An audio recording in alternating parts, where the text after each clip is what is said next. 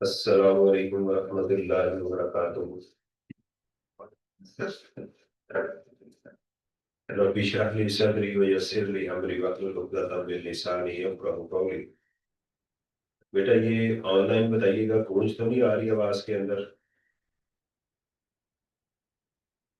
Please ये जरा मुझे बताइएगा कि आवाज के अंदर कहीं गूंज ना कर रहा हो टीवी। आवाज भी क्लियर है बिल्कुल? जी थैंक यू। अल्हम्दुलिल्लाह, आज हम रिवीजन स्टार्ट करने जा रहे हैं टैक्सेशन की, और कोशिश करेंगे कि इंशाल्लाह मैक्सिमम जो हमारा हो इसमें हम उसको कवर करें। रिवीजन के अंदर बहुत सारे लोग ये सोचते हैं कि ये मैं अब मुझे सब कुछ आता है, मैं घर बैठ के कर लूंगा, लेकिन ऐसा नहीं होता। यहाँ पर हम इसको कंक्लूड कर रहे होते हैं, और कंक्लूजन के अंदर जो है वो इंस्ट्रक्टर का जो रिसोर्स पर्सन होता है उसका अंदाज बिल्कुल डिफरेंट होता है। एक डिफरेंट स्टाइल से चीज़ों को कंक्लूड कर रहा होता है। मेरी आप लोगों से रिक्वेस्ट है कि जो मैं काम करवाऊँ उसको ज़रा देखिएगा उसको, क्योंकि हमारे पास अब हम फाइनल टच उसको चीज़ों को देने जा रहे हैं। हमारा काम मेहनत करना होता है, ये बात याद रखें। हम सिर्फ मेहनत कर सकते हैं, इसके जो रिजल्ट्स होते हैं वो अल्लाह ताला की ज़ात के पास होते हैं। किसी चीज़ का भी रिजल्ट आपके पास नहीं होता, ये बात ज़हन में रखें। वो अल्लाह ताला को पता है कि उसने आपको चीज़ किस कौन सी चीज़ किस टाइम पे देनी है। राइट, हम उसके मोहताज हैं इस काम के अंदर। अल्लाह ताला फरमाते हैं कि जो मोमिन होते हैं वला खौफुन अलैहिम वला हुम यहज़नून, उनको ना खौफ होता है ना उनको गम होता है, हुज़न नहीं होता। हुज़न क्या होता है? जो हो चुका हुआ है उसको हुज़न कहते हैं कि यार ऐसे नहीं होना चाहिए था। राइट, ठीक है। और आने का उसको ये नहीं होता, आने की प्लानिंग करता है, फ्यूचर को सिर्फ इतना देखता है कि आइंदा मैंने क्या प्लान करना है। पास्ट को देखता है फ्यूचर के लिए, दैट्स इट।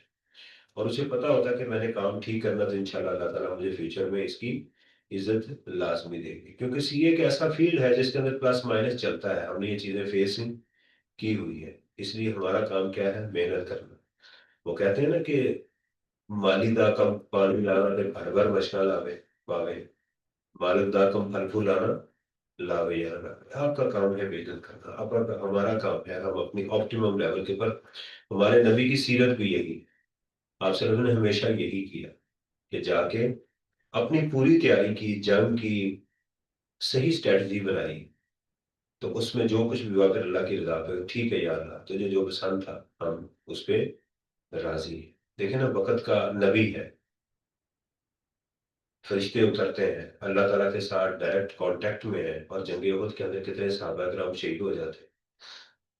अंदाजा होगा कि यार यहाँ ये काम हुआ है, उसकी वजह से ये काम। नहीं तो क्या आप सल्लल्लाहु अलैहि वसल्लम ने हिम्मत छोड़ दी? नहीं छोड़ी ना। तो हम जिनके उम्मती है जो, तो हमें उनके उनको फॉलो करना चाहिए। खाली बैठ के दुआएं करने से तो कुछ नहीं हो सकता। अच्छा जी, आज हम करने क्या जा रहे हैं? आज इंशाल्लाह ताला मैं चैप्टर नंबर, आप सैलरी को रिपीट करूंगा, क्योंकि पहले मेरा प्लान था ए था, अब मैं बी प्लान पे डायरेक्ट चला गया हूँ। क्योंकि एग्जामिनर जो है वो कैफ के अंदर दो क्वेश्चन बना रहा है। इनकम टैक्स के तकरीबन हर साल वो दो क्वेश्चन टच कर रहा है, एक सैलरी का और एक बिजनेस का। और बिजनेस में भी कभी वो इंडिविजुअल का लेके जाता है और कभी वो एओपी का ले जाता है। तो मैंने क्वेश्चन बनाया एक छोटा सा आपके लिए, आपके साथ व्हाट्सएप ग्रुप में शेयर भी कर दिया गया, गूगल ड्राइव में भी आपको दे दिया। उस क्वेश्चन के अंदर हमने पहले फर्म की कैलकुलेशन करेंगे, फर्म की टैक्सेबल इनकम, उसकी टैक्सेशन का काम करेंगे।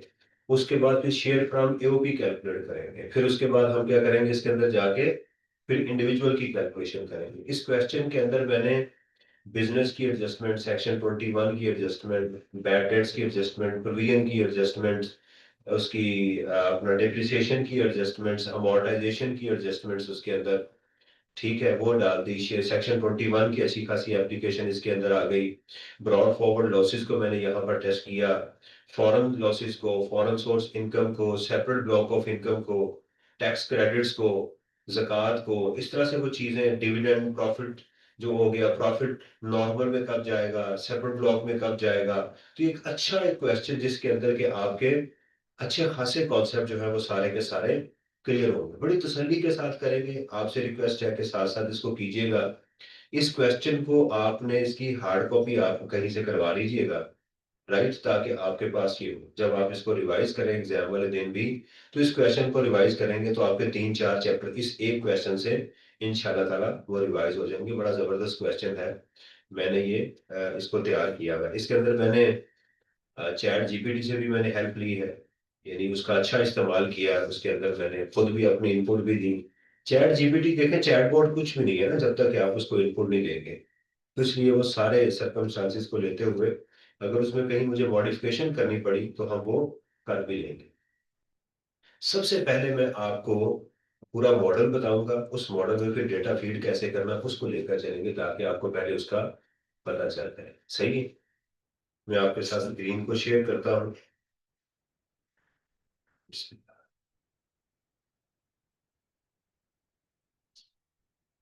देखें जी, ये क्वेश्चन है ब्यूटीफुल लिमिटेड का एक कॉम्प्रिहेंसिव क्वेश्चन जो आपके सामने आपको स्क्रीन पे नजर आ रहा है। और इसकी इसमें एओपी है और मिस्टर ए है। हम दोनों का काम करेंगे। एक पूरा केस स्टडी है। ये छोटा सा क्वेश्चन आपके सामने मौजूद है, ये देखिएगा। ये पार्ट 2 में मिस्टर ए आ गया, उसी का उसके साथ एक कनेक्शन भी हमारा डेवलप हो गया। उसके अंदर भी हमारी इनकम चलनी शुरू हो गई। तो ये था वो हमारा क्वेश्चन जिसको आज हमने इंशाल्लाह वो करना है। तो सबसे पहले पे हम इसको पहले देखते हैं कि हमारे मॉडल के अंदर है क्या। देखें, हमारे क्वेश्चन के अंदर जब हम एओपी की टैक्सेशन करेंगे तो स्टेप वही है। सबसे पहले टोटल इनकम तक पहुंचेंगे। सबसे पहले आप टोटल इनकम तक आएंगे। अब टोटल इनकम तक आने के लिए क्या चीजें होगी एओपी की, किसी पार्टनरशिप फर्म की? सैलरी तो नहीं हो सकती ना। तो क्या होगा? आपकी इनकम फ्रॉम प्रॉपर्टी हो सकती है, बिजनेस इनकम हो सकती है, राइट, कैपिटल गेन हो सकता है आपका, इनकम फ्रॉम अदर सोर्सेज हो सकते हैं। इसमें से आप लेस क्या करेंगे? लेस आप करेंगे इसमें से ज़कात और सेपरेट ब्लॉक ऑफ इनकम को आप करें। ठीक है, तो आपकी आ जाएगी टैक्सेबल इनकम अंडर एनटीआर की आ जाएगी। इसमें आप क्या करेंगे? इस टैक्सेबल इनकम के अंदर आप इसमें सबसे पहले टैक्सेशन करेंगे। ठीक है। ये जो इनकम होगी इसको हम डिस्ट्रीब्यूटेबल इनकम लेंगे। ये स्टूडेंट बार बार पूछते हैं सर खालिद साहब जो है वो आफ्टर टैक्स लेते हैं। दोनों अप्रोच ठीक है, लेकिन मैं फॉलो कर रहा हूँ आई कैप। खालिद साहब इसमें से टैक्सेबल इनकम में से क्या करते हैं?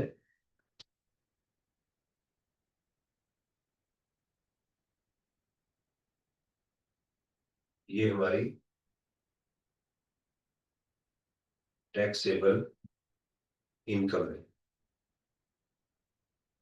आई कैप इसको डिस्ट्रीब्यूट कर रहा है। आसान तरीका है कि आप टैक्सेबल इनकम जो आ गई है शेयर फ्रॉम एओपीज का पर उसको डिस्ट्रीब्यूट करते हैं। दैट्स इट, बात खत्म करें। अगर कंपनी का शेयर है तो वो भी निकालते हैं। मैंने इस क्वेश्चन में कंपनी का शेयर नहीं डाला। अगर कंपनी का शेयर होगा तो पहले वो आप निकाल देंगे। टैक्सेशन आप करेंगे। टैक्सेशन के बाद फुल टाइम टीचर तो है नहीं, राइट। बाकी का बचा फॉरेन टैक्स क्रेडिट। आप पहले वो माइनस करेंगे अगर है तो। फिर आप क्या करेंगे? डोनेशन, शेयर फ्रॉम, इसमें contribution to approve pension fund तो हो नहीं सकता। सही है। वो आप इसमें से डोनेशन का टैक्स क्रेडिट माइनस करेंगे।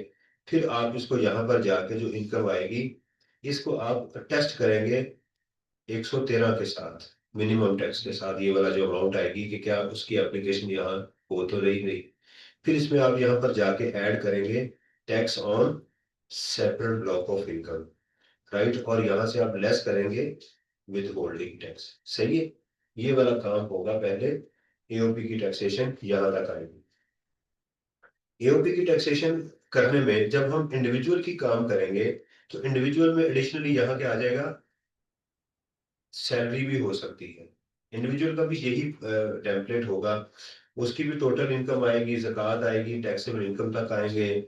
इसके अंदर यहाँ फुल टाइम टीचर अलाउंस हो सकता है। अब तो उन्होंने खत्म कर दिया लेकिन अभी इस एग्जाम के लिए है वो। सही है। वो आ जाएगा। ठीक है, हो सकता है। फॉरेन टैक्स क्रेडिट होगा, डोनेशन होगी। यहाँ इसके लिए आ जाएगा contribution in approve pension fund ये भी हो सकता है, ठीक है। अप्रूव पेंशन फंड के लिए ये काट ना जाए, अप्रूव पेंशन फंड की क्रेडिट भी हो सकता है। इसी तरह इसके ऊपर भी 113 की एप्लीकेशन होगी, सेपरेट ब्लॉक होगी। तो चेंज क्या आई यहाँ पर, सैलरी आ सकती है, एक ये वाला पॉइंट और एक ये वाला पॉइंट। आपने देखें एग्जाम के अंदर जिस बच्चे ने प्रिपरेशन की होती है उसको सारी एडजस्टमेंट और नहीं मिलती है, पहले बता दो। उसको सारी एडजस्टमेंट नहीं और मिलती है, उनका आप जहन में रखिएगा। कोई एक इक्का दुक्का कोई एडजस्टमेंट उसको नहीं समझ आ रही होती, उसके बगैर क्वेश्चन होता है, स्टूडेंट पास भी होते हैं, इसलिए उससे आपने परेशान नहीं होना। हाँ, आपको डिफरेंट पैटर्न का पता होना चाहिए। मैं कुछ क्वेश्चन आपको बताऊंगा, वो लाजमी आपने करने हैं जो ऑड है, जो नॉर्मल रूटीन में क्वेश्चन टेस्ट नहीं हुए उन क्वेश्चन को लाजमी करना है कि अगर इस तरह से क्वेश्चन आ जाए, होगा वो नॉर्मल क्वेश्चन ही, उसकी शक्ल डिफरेंट होगी, तो इसलिए उसको लाजमी देखना। मिसाल के तौर पे क्वेश्चन के अंदर उसने हमें टैक्सेबल इनकम कैलकुलेट करके दे दी हुई है, स्टूडेंट के लिए बड़ी एक अजीब चीज होती है कि यार ये तो हमने कभी देखी नहीं है।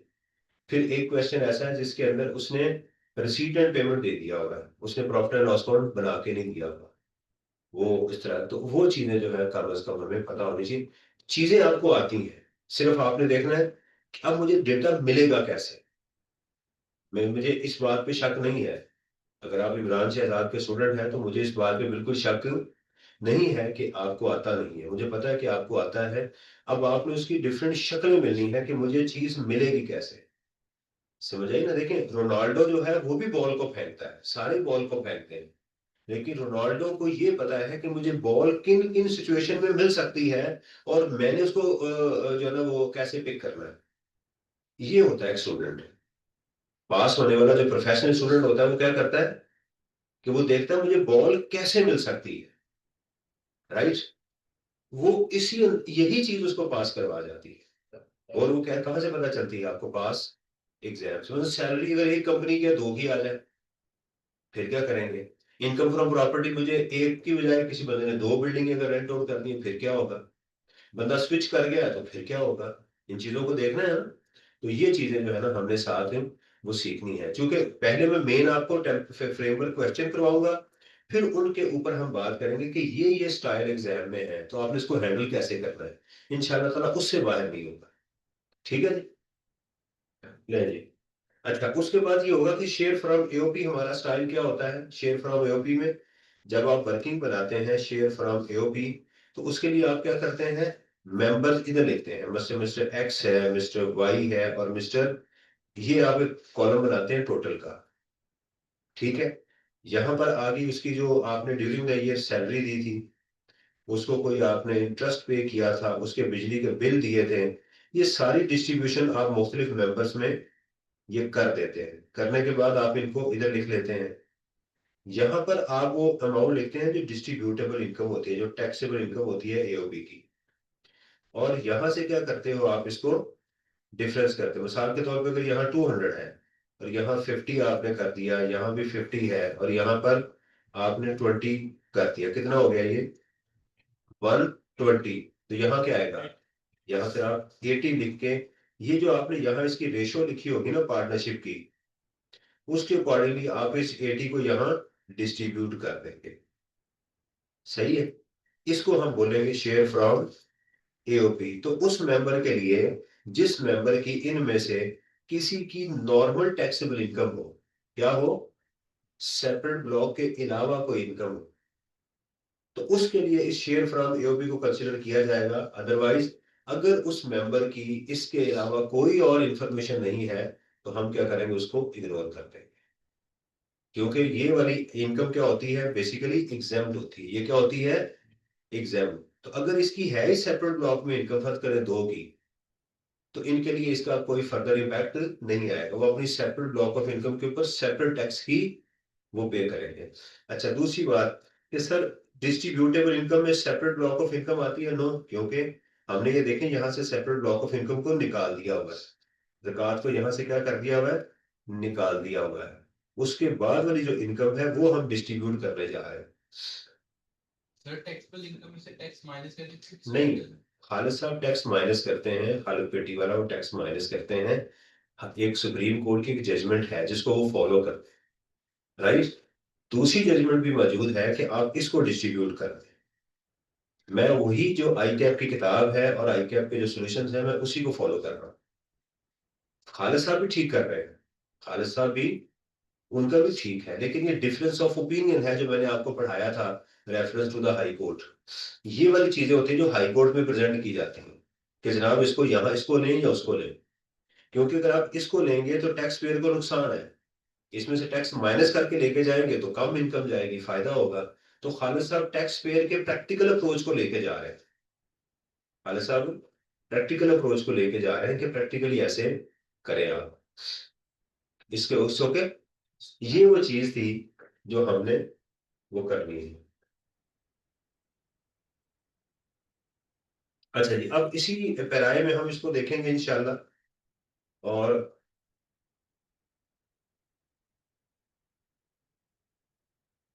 आपने मेरे साथ साथ करना, मैं एक्सेल को यूज करूंगा। उसकी वजह क्या है एक्सेल को यूज करने की?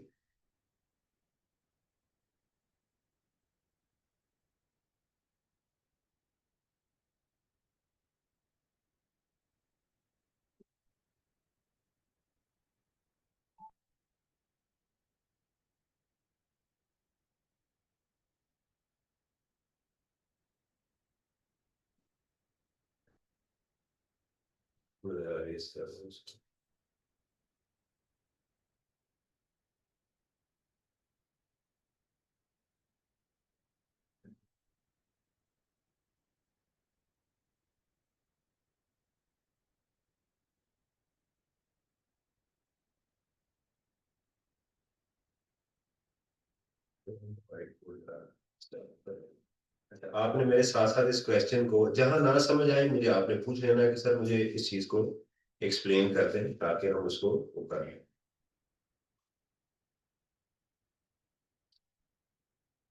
समरीज माशाल्लाह आपको हर चैप्टर की तकरीबन मिल चुकी हुई है, टेम्पलेट्स मैंने आपके हर चीज के दे दिए हुए हैं।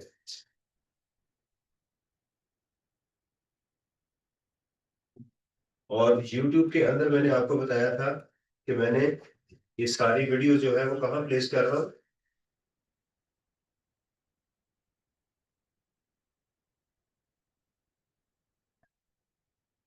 एक मैंने प्ले लिस्ट दी है, उस प्ले लिस्ट के अंदर आपने वो जाना है।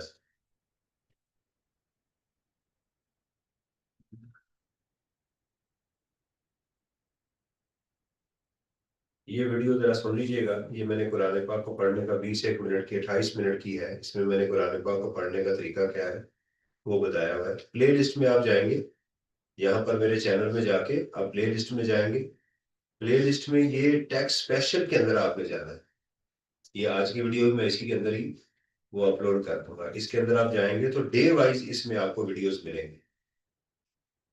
ठीक है, ये वाली, ये देखिएगा पूरी डेट वाइज आपको 26, 27, 28, 29 फर्स्ट, इसी तरह आपको डेट वाइज इसके अंदर मिलेगी। अगर आप आज की करेंगे तो आज से मैं इसका रिवीजन के नाम से आज भी मैं इसको अपलोड इसके अंदर ही वो कर दूंगा। ठीक है। बिस्मिल्लाह। अच्छा जी, ये हमारा एक क्वेश्चन है जिसके अंदर वो टिपिकल हमारी रिक्वायरमेंट है कि आपने taxable income, tax total income, taxable income, tax liability और टैक्स पेएबल और रिफंडेबल वो कंप्यूट करता है। ऐसा जैसे मैंने क्वेश्चन बनाया ये मैंने जरा आसान करके बनाया, नॉर्मली ऐसा क्वेश्चन पेपर में नहीं होता, उसमें टेक्निकल लैंग्वेज होती है, today assume that today is 31 of अगस्त वगैरह, इस तरह से होता है। हमारे पास ये एक एओपी है, beautiful AOP is a partnership firm engaged in the business of manufacturing garments. It has three partners mister A B and C. The partnership account for the year ending 30 June are provided below. ये हमारे accounts हैं जो उसने बनाए हुए हैं, ठीक है, यानी 30 जून 2026 को क्लोज हो रहा है।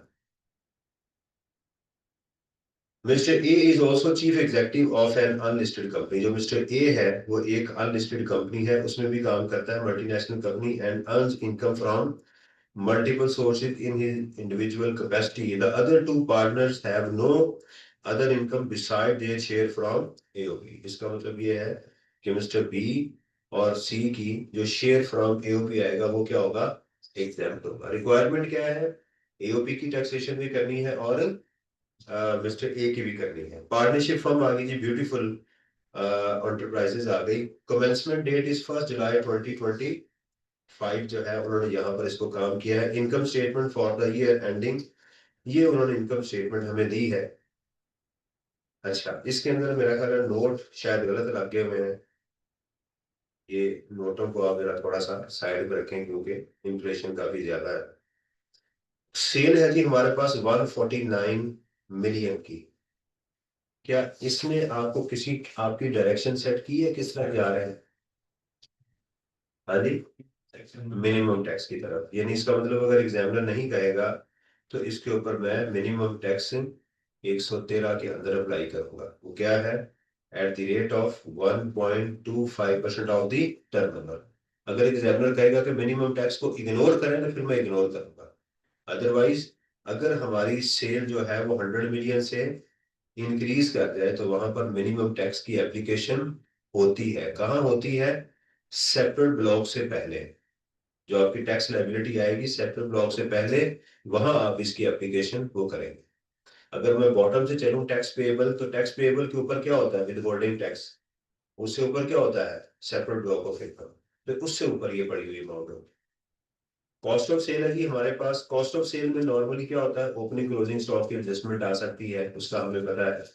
ग्रॉस प्रॉफिट आपके पास आ गया, एडमिन एंड सेलिंग एक्सपेंसेस आपके पास आ गए, फाइनेंशियल चार्जेस आ गए, अदर चार्जेस आ गए, अदर इनकम आ गई हमारे पास, प्रॉफिट बिफोर टैक्स आ गई। ठीक है, इसकी जो नीचे हमारी इंफॉर्मेशन होगी notes to the income statement, उसके अकॉर्डिंगली फिर हम इसको एडजस्ट करेंगे। इसका तरीकेकार ये होगा कि अगर इसके अंदर कोई और हेड ऑफ इनकम है तो वो हम निकाल देंगे।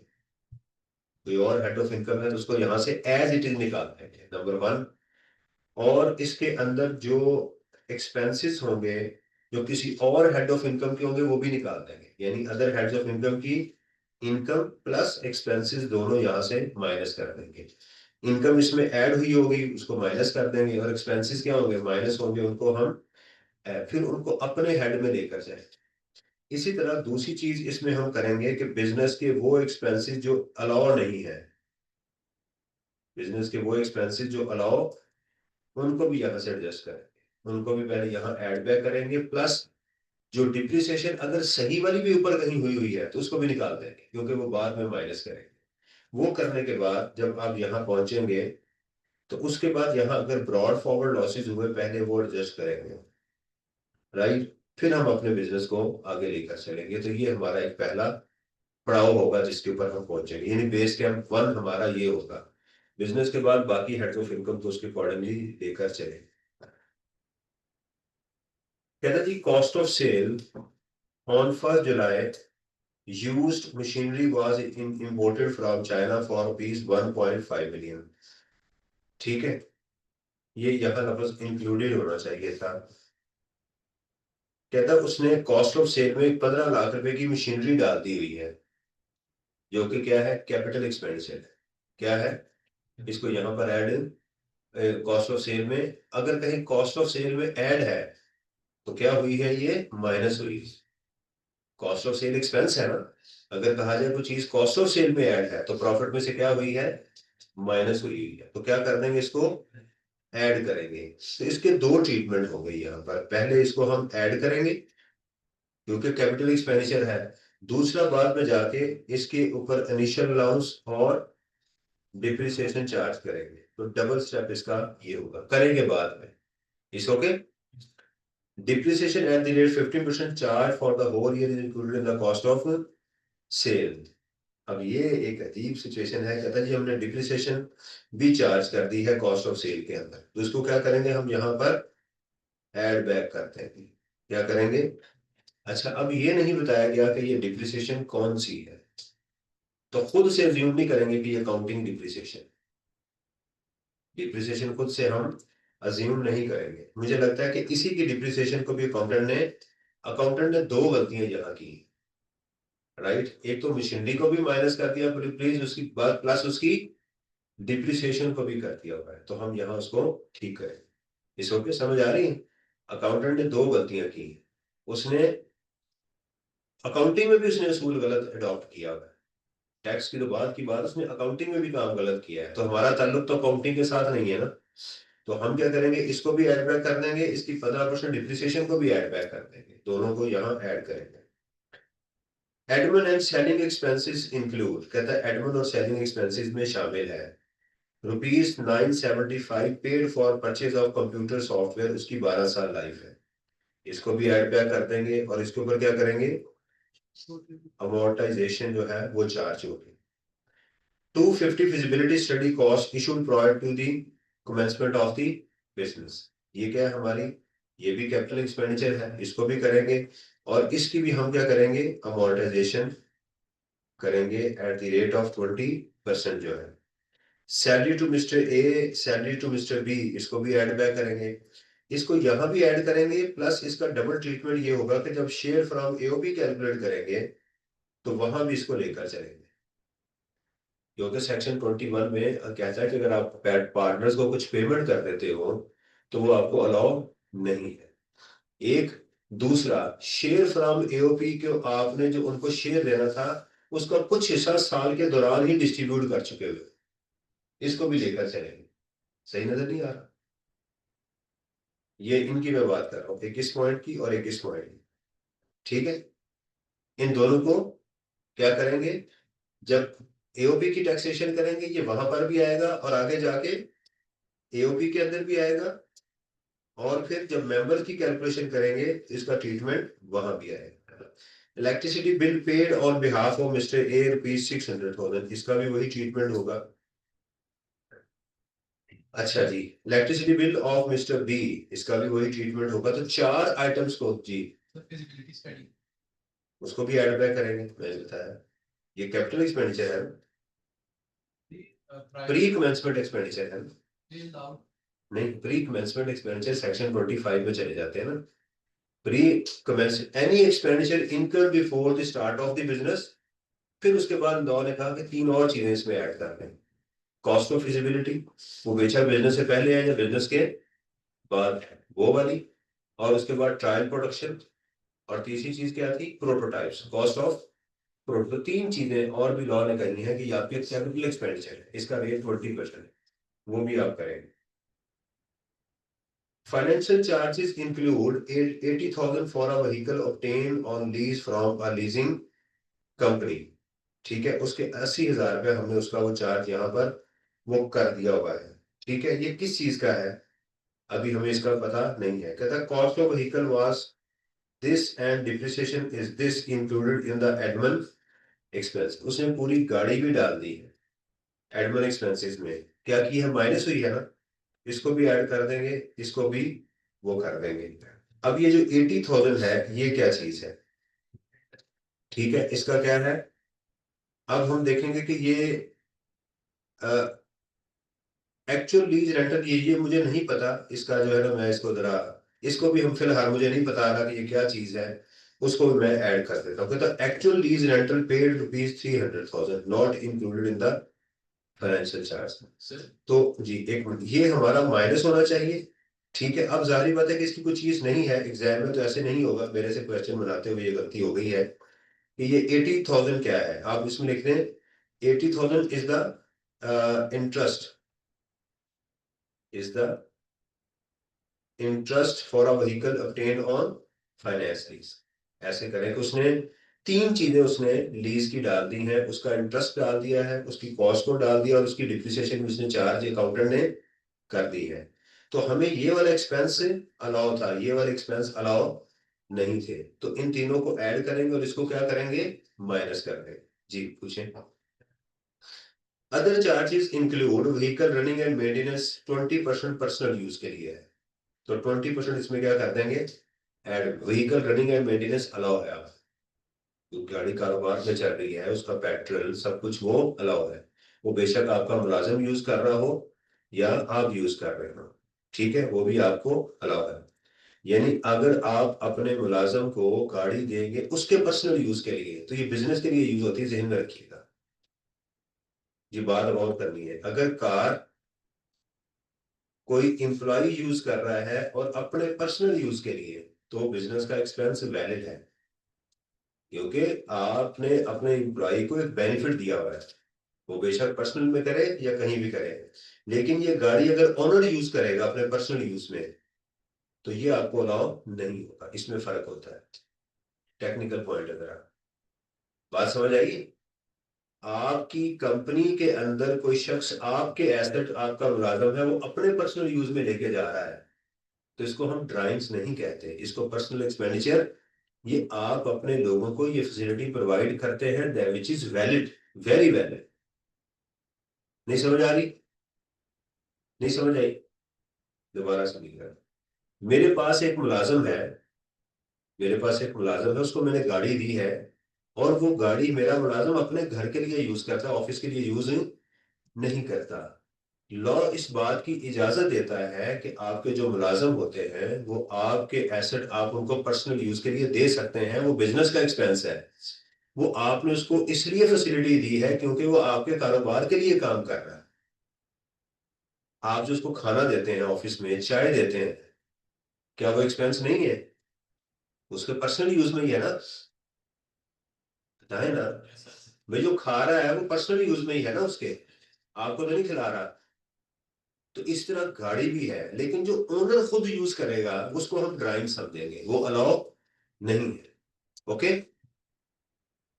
प्रोविजन फॉर बैड डेट्स, उसने वो भी अदर चार्जेस में डाल दिया है, प्रोविजन तो वैसे ही अलाउ नहीं है। फिर कहता है जी actual bad debts claim in this year, right, ये भी इसमें क्वेश्चन में फॉल्ट है। ₹100,000 कहता पिछले साल इन्होंने ये वाले एक्सपेंसेस क्या किए थे, उन्होंने क्लेम किए थे। ओनली 80,000 अलाउड, ठीक है।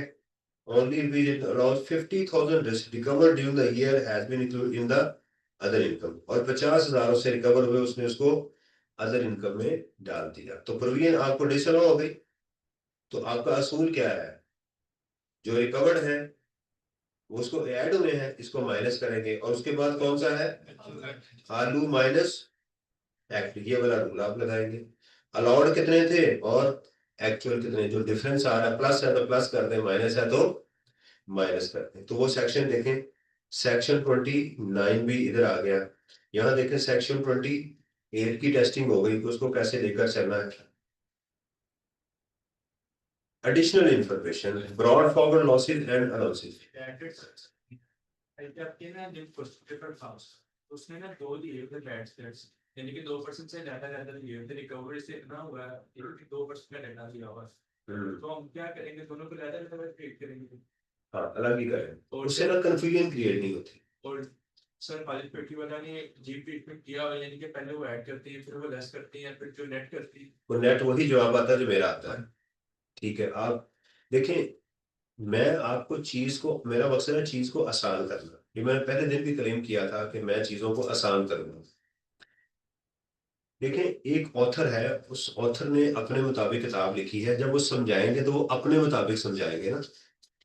मैंने देखना है स्टूडेंट को कि ये 3 घंटे के अंदर प्रेशर में बैठा हुआ है, इंसान प्रेशर में क्या गलती कर सकता है, आपने उसको उससे बचाना है। ये घर बैठ के काम करेंगे तो आप ऐड को अलग कर सकते हैं, माइनस को अलग कर सकते हैं। एग्जाम के अंदर ये इतना टाइम नहीं होता कि आप पहले ऐड वाली चीजें अलग करें, फिर माइनस वाली अलग करें, फिर वो लिखे मूसा पढ़े खुदा, ना आपको समझ आनी है ना एग्जाम्पल को समझ आनी क्या होगा। सर आई के आपका सोल्यूशन भी डिफरेंट था, यानी कि हम आराम से मैच के साथ एक एडजस्टमेंट आपने करवाई थी, आई पता नहीं वो कौन सा सवाल था, उसमें ना मैच नहीं कर रहा था हमारा। फिर वो आई क्या में गलती होगी इंशाल्लाह, आप बेफिक्र है। ठीक है। Brought forward losses and allowances, business loss carried forward from the tax year 23, 2019 and 8 from this. 2013 और उसमें 8 लाख और 6 लाख रुपए ब्रॉड फॉरवर्ड होके आ रहे हैं। ठीक है, ये कैरिड की बजाय यहाँ ब्रॉड फॉरवर्ड होना चाहिए। अनएब्जॉर्ब डिप्रिसिएशन ये है टैक्स 2019 की, और अनएब्जॉर्ब अमोर्टाइजेशन जो है वो 2023 की ये है, राइट। इसकी डिप्रिसिएशन और बाकी जो क्वेश्चन की डिप्रिसिएशन होती है वो सबसे बाद में की जाती है। तो इस क्वेश्चन में हमारे पास ब्रॉड फॉरवर्ड लॉसेस भी आ गए, राइट, डिप्रिसिएशन भी आ गई, अमोर्टाइजेशन भी, वो भी हमारे पास आ गई। अगर हम 2026 की बात करें, मिसाल दे रहा हूं, अगर 26 की बात करें तो 6 साल तक आप अपने बिजनेस लॉसेस को एडजस्ट कर सकते हैं। इसको निकाल दें तो बाकी का बचा आपके पास 25, 24, 23, 22 और 21, ये आप कर सकते हैं, राइट। 1, 2, 3, 4, 5 और 6, 20, ये कर सकते हैं हम। इसका मतलब ये है कि ये वाला हमें अलाउ था, ये हम अडेप्ट करेंगे, इसको हम नहीं करेंगे, ये हमें इसको छोड़ देंगे। अनएब्जॉर्ब डिप्रिसिएशन दोनों करेंगे क्योंकि इसकी लाइफ नहीं होती, इसकी लाइफ नहीं होती। फॉरेन सोर्स इनकम है जी, वो कहता है जी हमने अदर इनकम में डाल दी है। पहली बात ये है कि ऊपर जो फॉरेन सोर्स इनकम अगर तो बिजनेस की हुई तो हम रहने देंगे। दोबारा सुनिएगा, अगर कोई बिजनेस की इनकम बिजनेस में ही कहीं पड़ी हुई है तो आप उसको छेड़ने की कोई जरूरत है। आप ये चाहें कि उसको वहां से निकाल के अलग शो कर दें तो फिर भी ठीक है, इसमें कोई मसला नहीं है। तो बिजनेस का अगर बिजनेस की फॉरेन सोर्स इनकम नहीं किसी और हेड में है तो फिर लाजमी वहां से निकालना। Export commission from UK 1.5 million, where as foreign tax paid in UK was this. क्या था उसमें 1.5 लाख रुपया वो अदर इनकम में पड़ा हुआ है, ठीक पड़ा हुआ है मेरे ख्याल से। ये मैं सेपरेट ब्लॉक को भी इग्नोर कर रहा हूँ, इंडेंटिंग कमीशन जो है मैं उसको फिलहाल इग्नोर कर रहा हूँ। एक्सपोर्ट कमीशन की बजाय मैं इसको बिजनेस कर लेता हूँ। क्या कहा मैंने कि जो इसमें पड़ा हुआ है वो ठीक पड़ा हुआ है, रहने भी देंगे तो कोई मसला। अदर इनकम देखिए, other income income from other source नहीं है, ये क्या चीज है देखिएगा। ये वाली इनकम है ना, अदर इनकम, इसमें पड़ा हुआ है, ये बिजनेस का ही हिस्सा है। आप कहेंगे सर अदर इनकम बिजनेस में कैसे आती है? अकाउंटेंट जब अपनी चीजें बेचता है ना तो वो रेवेन्यू में नहीं डालता। आपका आईएफआरएस उसको मना करता है कि आपका रेवेन्यू नहीं है, अपने ऑफिस की चीजें वगैरह नहीं बेचते, तो अकाउंटेंट कहाँ डालता है? अदर इनकम में डालता है, वो रेवेन्यू का हिस्सा नहीं बनाता। तो टैक्स में और अकाउंटिंग में ये सेम ट्रीटमेंट होता है, उसमें कोई ऐसा मसला नहीं है।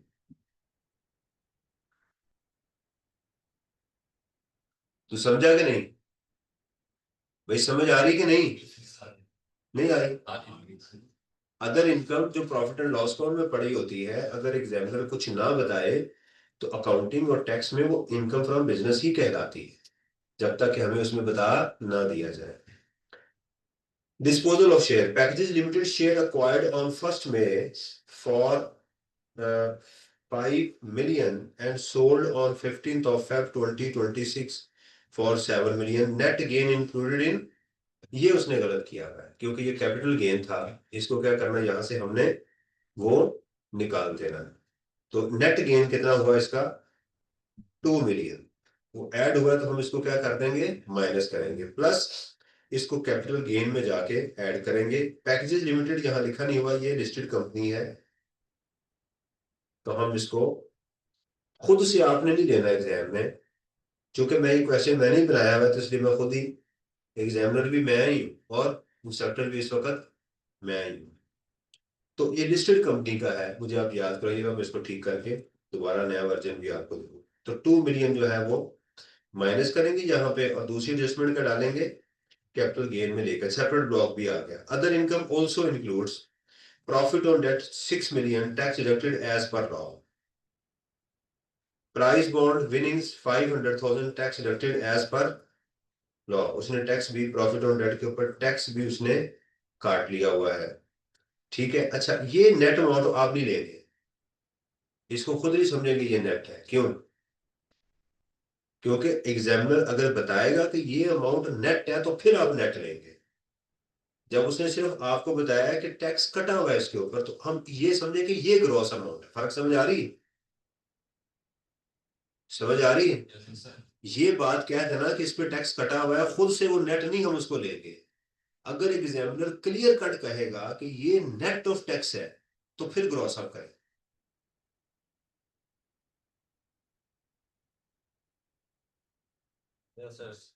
कोई स्पार्क, कोई करंट? नहीं? ठीक है। Yes sir. ये समझ आई, मैं इसको ग्रॉस अप क्यों नहीं करूंगा। इसकी आगे टेस्ट क्या होगी, जब वो कह रहा है टेस्ट कटा हुआ है अभी तो टेक्स्ट में जाके क्या हाँ जाहिर बात है कि मुझे टैक्स कटा हुआ है, वो एडवांस टैक्स में बता रहा है कि एडवांस टैक्स में लेना है इसको जाके। कितना होगा आप बताएं प्रॉफिट के ऊपर, प्रॉफिट ऑन डेट है, कितना होगा। 15%। इनके साइलेंट है तो उतनी करना इतने वाली को हाँ। और जी प्राइस बॉन्ड विनिंग, इस पे भी टैक्स कटा हुआ है।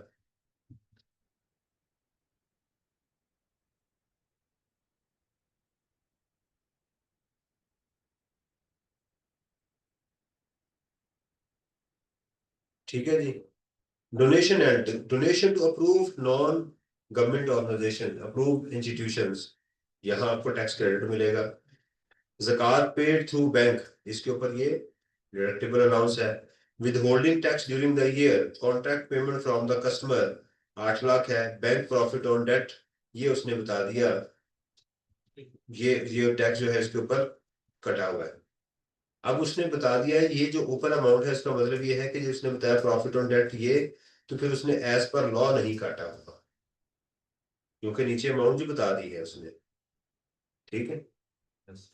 अच्छा जी, ये हो गया कंप्लीट हमारा। अब जरा सोचिएगा इस क्वेश्चन के अंदर कि सबसे पहले आपको क्या नजर आया इस क्वेश्चन में। सबसे पहले बिजनेस इनकम है, रेंटल इनकम नहीं नजर आई। रेंटल इनकम इसमें, capital gain, income from other sources, ज़कात, सेपरेट ब्लॉक ऑफ इनकम है, शेयर फ्रॉम एओपी नहीं है। एओपी की कहीं और शेयर फ्रॉम एओपी आ रही है।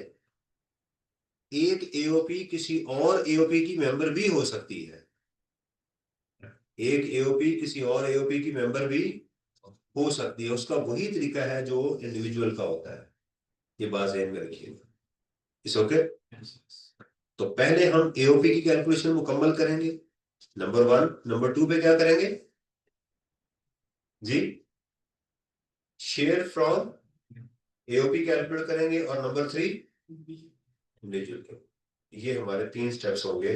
अब आपने मेरे साथ साथ इसको करना है, जो मैं कैलकुलेशन करूंगा वो भी आपने साथ साथ करनी है।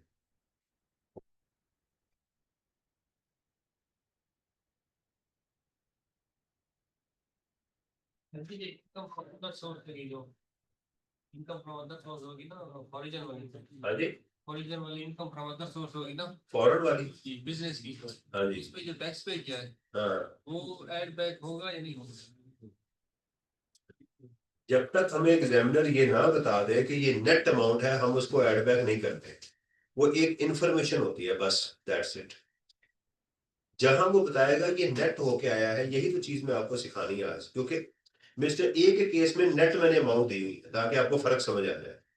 आज के क्वेश्चन में काफी, मेरा ख्याल है इस क्वेश्चन को करने से आपके ठीक ठाक सेक्शन डिवाइड हो जाएंगे।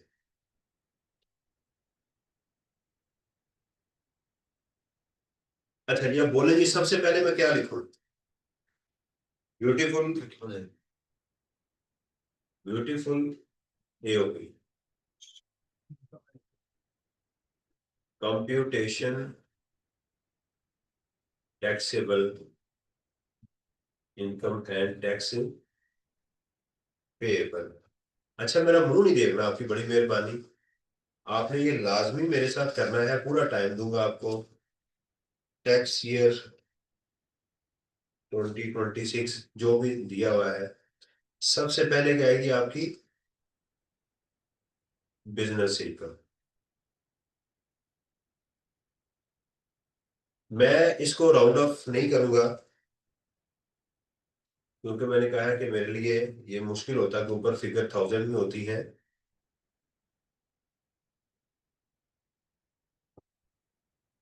Profit before tax 111 111 057।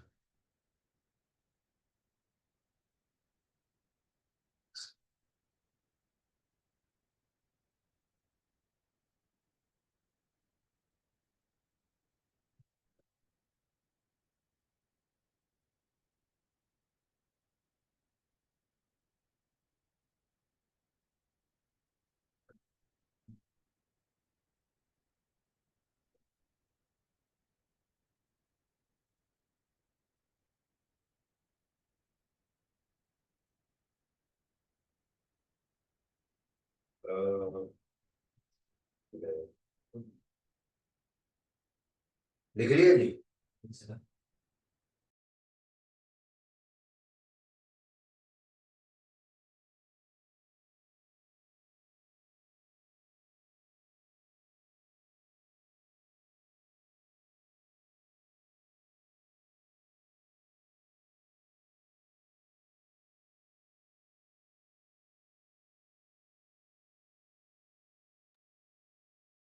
अच्छा जी, उसके बाद वन बाय वन हम एडजस्टमेंट को पहले डालते जाएंगे और जहन में रखेंगे कि बाकी हमारे पास कॉस्ट ऑफ सेल में कहता है जी मशीनरी शामिल है 15 लाख रुपए की और उसकी डिप्रिसिएशन भी।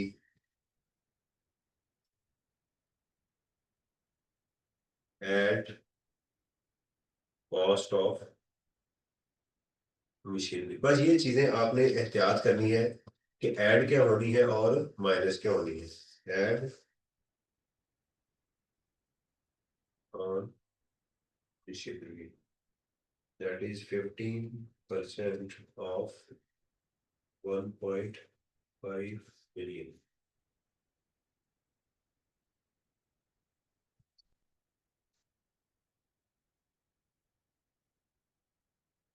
ये होगी एडजस्टमेंट। अच्छा, एग्जाम में आपने क्या करना है कि आपने जिस चीज को करना है उसके ऊपर ऐसे पेंसिल के टिक लगाना है और जो बाद में चीज करनी है उसको साइड पे लिख लेना है। टाइम मैनेजमेंट के यानी मैंने आपने टिक कर लिया, ये दोनों को मैंने ठीक कर लिया, इसका सेकंड ट्रीटमेंट बाहर लिखना है ताकि वो बाद में उसको बार बार नहीं पढ़ा जा सकता ना कि उसके ऊपर क्या करना है। एडमिन एंड सेलिंग एक्सपेंसेस में क्या है, computer software 975 at cost of computer software, cost of computer 975।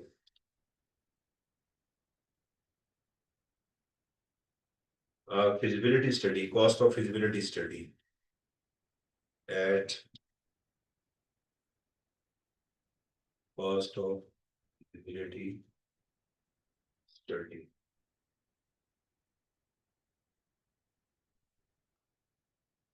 और सैलरी टू पार्टनर, अब ये सैलरी आप चाहे तो एग्जाम में चारों को इकट्ठा भी कर सकते हैं टाइम बचाने के लिए। पेमेंट टू पार्टनर्स ये कितनी है, 1 लाख, 2 लाख, 6 लाख, 9 लाख हो गई और ये 8 लाख। तो यहां कर सकते हैं ऐड पेमेंट्स टू पार्टनर्स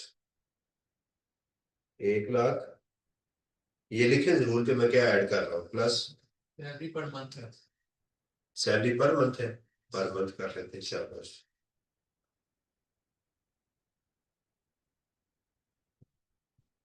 तो ये हो गई इंटू 12 और इंटू 12।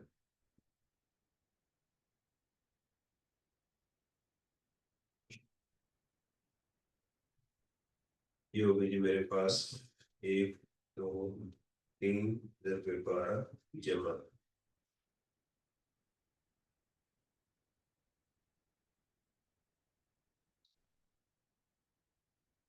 ये आ गया, ठीक है जी। 4 लाख रुपए की पेमेंट उनको साल के दौरान ही उनको कर दी गई है। आप चाहे तो अलग अलग कर सकते हैं, मैंने जरा टाइम सेव करने के लिए एग्जाम में किया जा सकता है। ऑब्वियसली जब मैं शेयर फ्रॉम एओपी कैलकुलेट करूंगा तो फिर अमाउंट मुझे हर एक के खाते में अलग अलग डालनी पड़ेगी। ठीक है, इसका भी डबल दूसरा इम्पैक्ट अभी आएगा। फाइनेंशियल चार्जेस, ठीक है इसमें कर देंगे फाइनेंशियल चार्जेस फॉर लीज 80,000। ये मैंने क्यों किया है कि फाइनेंशियल जो फाइनेंस लीज होती है उसकी सिर्फ रेंटल अलाउ होती है। वैसे आप लोन लें जिस मकसद के लिए मर्जी लें वो अलाउ होता है आपको। Cost of the vehicle and depreciation,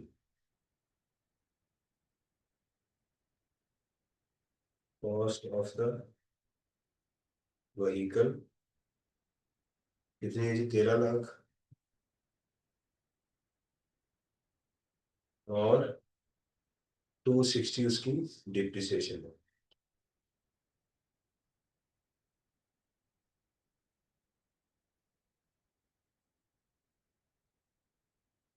अच्छा, यहां से आप लेस कर दें उसकी लीज रेंटल। कितनी है लीज रेंटल्स? 300,000।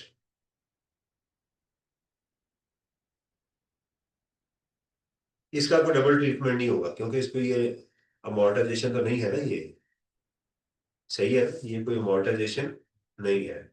लीज की जो गाड़ी होती है वो उसको वही माइनस कर दे, इसका कोई हमारा डबल ट्रीटमेंट नहीं होगा। तो हमारा ये भी हो गया, ये भी हो गया और ये भी हो गया। आगे है जी other charges, vehicle running and maintenance 20% इसमें पर्सनल है, 295,450।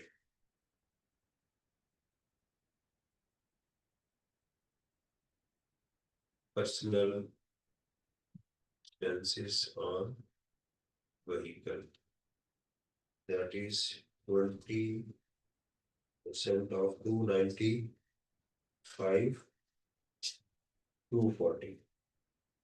यही है ना, 295 240। Thank you. Oh, okay, sir. 450 Yes. 450।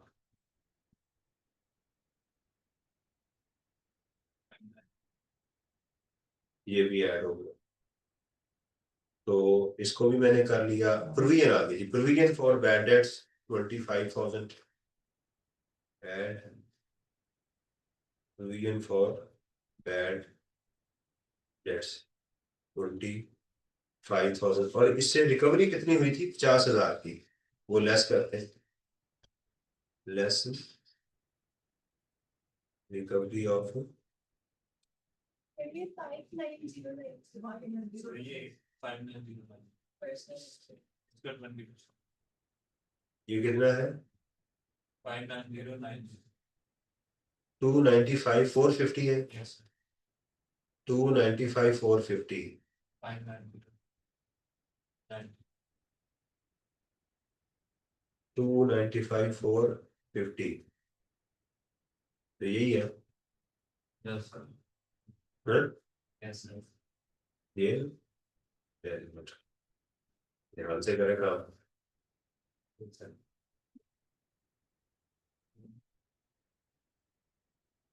Okay, और इसमें आप क्या करेंगे?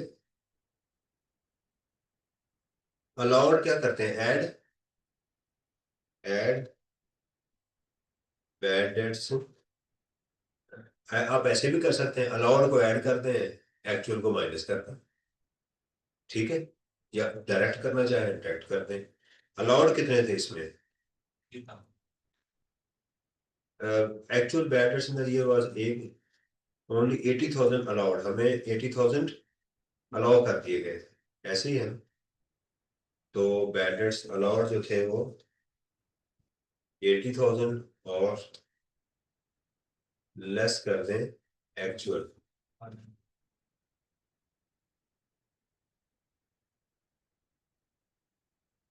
तो हमें इसकी भी मैंने ट्रीटमेंट कर दिया, चार पूरा हो गया ना। मैं इसको क्लिक कर, लेकिन जो आइटम यहाँ मेरे पॉइंट पूरे हो रहे हैं मैं उसको क्लिक करता जा रहा हूँ। यहाँ ऊपर अभी मेरी कुछ एडजस्टमेंट आनी है इसलिए मैंने इसको नहीं किया हुआ। ब्रॉड फॉरवर्ड लॉसेस ये बाद में आएंगे, ऐसे ही है ना, पहले मुझे बिजनेस तक पहुंचना है। फॉरेन इनकम जो है वो एक्सपोर्ट की है। ये फॉरेन इनकम जो है वो किसकी है? मैं बेहतर है कि इसको मैं यहाँ से निकाल लूँ क्योंकि ब्रॉड फॉरवर्ड लॉसेस भी मेरे वैसे बिजनेस के brought forward losses foreign income के अगेंस्ट एडजस्ट हो सकते हैं, कोई इसमें ऐसा मसला नहीं है। पाकिस्तान के जो बिजनेस के लॉसेस हैं वो फॉरेन की बिजनेस इनकम के अगेंस्ट एडजस्टिंग, फॉरेन के लॉसेस पाकिस्तान के अगेंस्ट एडजस्ट नहीं हो सकते। ठीक है, लेकिन मैं इसको निकाल देता हूं ताकि हम इसको बाद में अलग से लिख लेंगे, कोई ऐसा मसला नहीं हो। तो फॉरेन इनकम जो है, लेकिन लॉसेस को एडजस्ट करना जाने के, ठीक है, लेकिन इसका एक ट्रीटमेंट होना है, इसके ऊपर मुझे टैक्स क्रेडिट कैलकुलेट करना है। क्या कहते हैं, निकाल दो उसको, रहने दो? इनकम है ना, फॉरेन सोर्स इनकम है। आप इसको ऐड करना चाहें तो कर सकते हैं।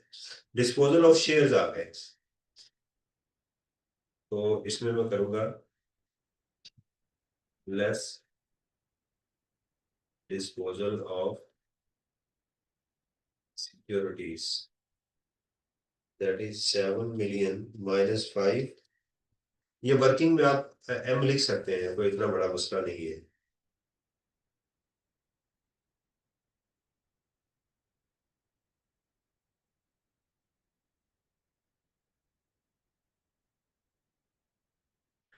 इसका एक ट्रीटमेंट हो गया, ये वाला रहता है अभी। अदर इनकम में प्रॉफिट ऑन डेट पड़ा हुआ है। अच्छा, प्रॉफिट ऑन डेट चूंकि 5 मिलियन से बढ़ गया तो है ये नॉर्मल में ही, अब सेपरेट ब्लॉक में, लेकिन हेड ऑफ इनकम गलत पड़ा हुआ है। हेड ऑफ इनकम क्या है इसका, गलत है, इसलिए हम यहां से इसको निकाल देंगे। लेस प्रॉफिट ऑन डेट, ये निकाल दिया। बार बार कह रहा हूँ कि एक 50 मिलियन से बढ़ गया है ना, 50 लाख, 50 लाख से बढ़ गया 5 मिलियन से। अब है ये नॉर्मल नहीं, है ये नॉर्मल में ही, लेकिन इसको यहां से निकालने क्योंकि हेड ऑफ इनकम गलत है।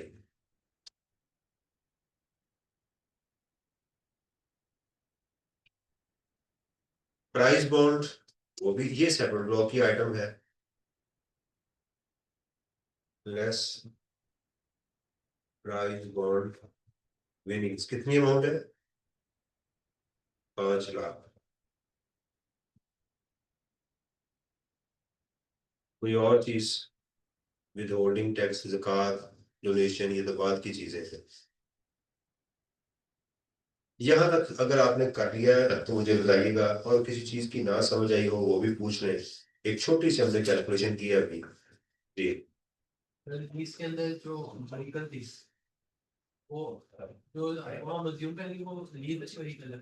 मैंने कहा है कि ये लीज करवाई है। वो लीज तो वैसे तो लीज रेंट भी हम दे रहे थे, अच्छा उसकी कॉस्ट वगैरह भी इसके अंदर मतलब कि हम लोग परचेज कर ली। नहीं परचेज की ना, उसने गलती की ना, उसने कॉस्ट को भी ऐड कर दिया। मेरी तरह कोई अकाउंटेंट होगा बेचारा, नहीं आता उसको कुछ भी, गाड़ी को भी डाल दिया, डिप्रिसिएशन भी डाल दी उसकी लीज, जो है ना, वो जो चीज डालनी थी उसने नहीं की। बाकी जो उसने IS-17 का भी पुराना पढ़ा होगा, जो उसको समझ आई उसने टिका दी उसके अंदर जाके, ये उसने काम किया। सही नहीं है अकाउंटेंट। ठीक है। There was some speculative between these are good. Hmm. Those are यहाँ पे क्या बोलते हैं speculative between उसका loss आया। उसमें लॉस आ जाता, उसने कैरी फॉरवर्ड होना था, तो सेट ऑफ नहीं होता। उनका सवाल ये है कि स्पेकुलेटिव अगर लॉस हो तो वो कहाँ जाएगा, वो आगे जाएगा, तो उसको किसी और बस में बिठाएगा, निकले इधर से। ठीक है, 6 साल के तमाम लॉसेज 6 साल के होंगे, मास वाइज सिक्योरिटीज के, 3 साल फॉरेन के हों, बिजनेस, जो भी कैरी फॉरवर्ड होगा ना, उसकी एक क्वालिटी पक्की है कि 6 साल के लिए होगा। सिक्योरिटी 3 साल के लिए है। किस हेड में ब्रॉड फॉरवर्ड लॉसेस, किस हेड में एडजस्ट होंगे, अपने हेड में। ब्रॉड फॉरवर्ड लॉसेस किस में एडजस्ट होंगे, अपने हेड में। Brought forward losses set of नहीं होते, brought forward losses set of अपने हेड में एडजस्ट होते हैं, दैट्स इट।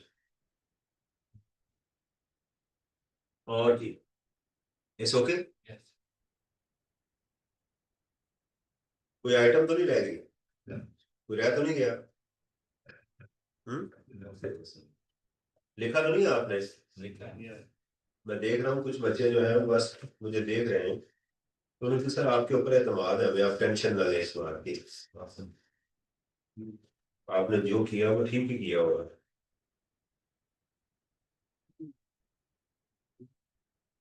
अब इसमें पहला, अब क्या होगा, अब देखें ब्रॉड फॉरवर्ड लॉसेस हैं, उनको एडजस्ट करें, तब तक करेंगे लेस ब्रॉड फॉरवर्ड लॉसेस। कहाँ है ब्रॉड फॉरवर्ड लॉसेस,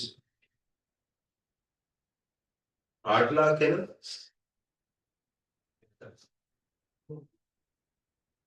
ब्रॉड ये 8 लाख ये था, ऐसे ही है।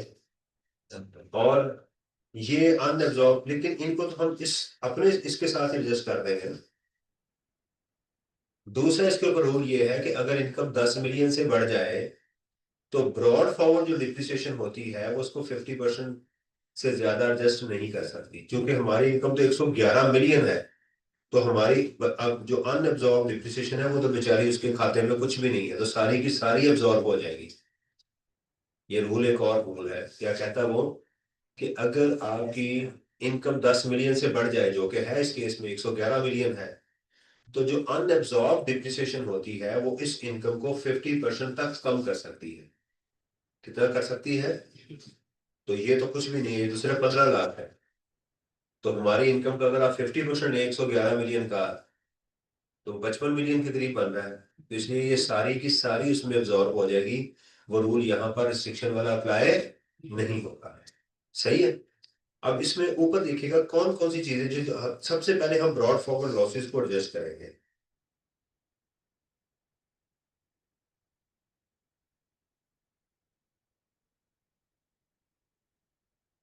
तो इसको हम बोलेंगे business income before depreciation and amortisation. क्या बोलेंगे? Business income before depreciation and amortisation. अब इसमें से आप क्या करते हैं, लेस एंड अमोर्टाइजेशन। क्योंकि सवाल के अंदर कोई और मुझे डिप्रिसिएशन वगैरह नहीं दी गई, तो मैं ये अज्यूम करूंगा कि सारी डिप्रिसिएशन जो अकाउंटेंट ने ठीक कैलकुलेट की है और उसके अंदर पड़ी हुई है। तो सबसे पहली चीज क्या आएगी मेरी, वो प्लांट जो था कितने का था, वो 15 लाख का था। तो हम कहेंगे less initial allowance on plant, वो था 15 लाख रुपए का था। 1.5 मिलियन इंटू 25%। हाँ जी, इम्पोर्ट किया था ना जी। बैड डेट से वो वो ऐड हुए थे ना, तो लेस ही लिखा हुआ है। यहाँ देखिए लेस नहीं लिखा हुआ ये,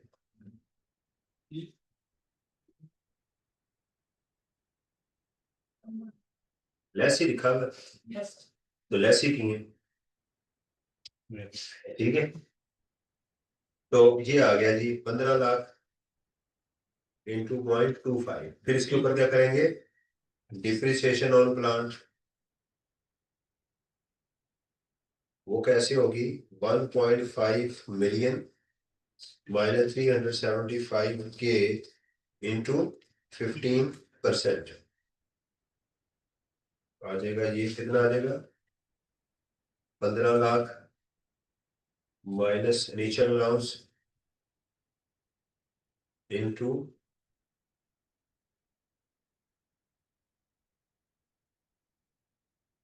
ये। अब फिर कहेंगे सर माइनस करना था, ये है। ठीक है, और क्या चीज थी, फिजिबिलिटी थी।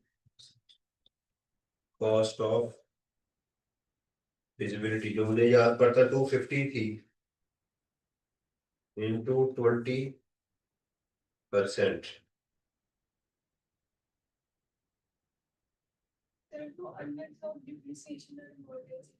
वो भी करनी है, पहले इस साल की अभी करने लगा, इस साल की भी पहले कर लेना। उसके बाद क्या थी, amortisation of software. Amortisation of software कितने का सॉफ्टवेयर था?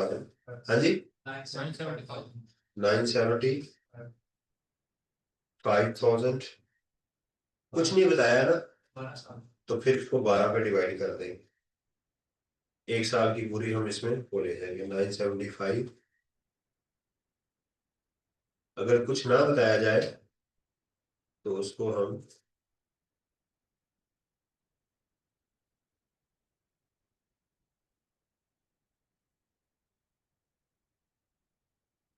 सही है। और यहां से कर देंगे अनएब्जॉर्ब्ड डेप्रिसिएशन। वो कितनी कितनी थी 2 सालों की अनएब्जॉर्ब? 12 लाख और 3 लाख। 2 मिलियन प्लस 300, 15 लाख वो भी माइनस कर दें।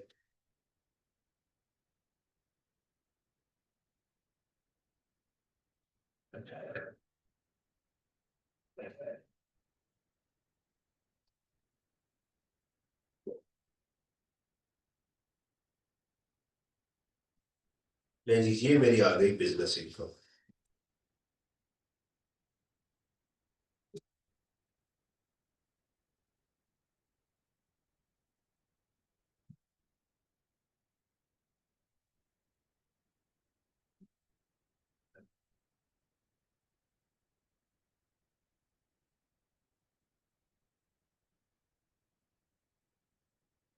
ऐसे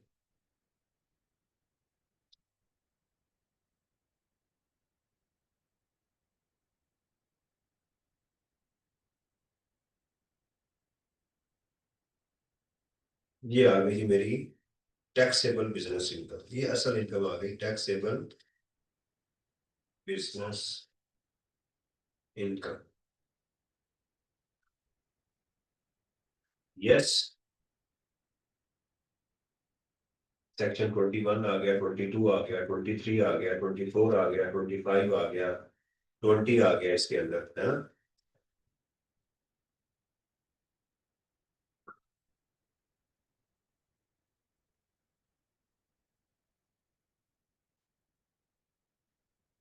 जो स्टूडेंट समझते हैं ना कि हम घर बैठ के कर लेंगे यार, वो नहीं होता।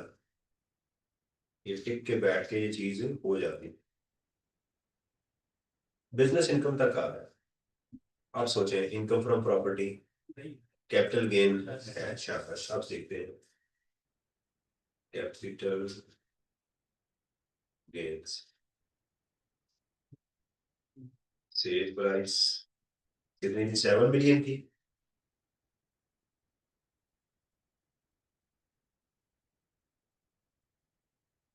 और लेस कॉस्ट। अच्छा, अगर उसने कहता कि ये मार्केट बेस्ड ट्रांजैक्शन है तो फिर हम 0.5% of the sale price and 0.5% of the purchase price भी हम यहाँ से माइनस कर देते एज एन एक्सपेंस।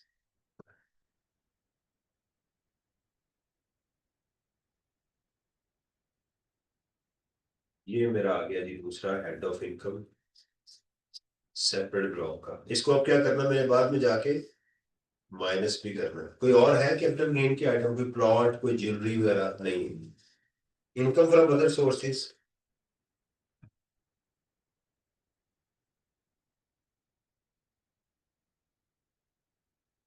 क्या था इसमें इनकम फ्रॉम अदर सोर्सेज में?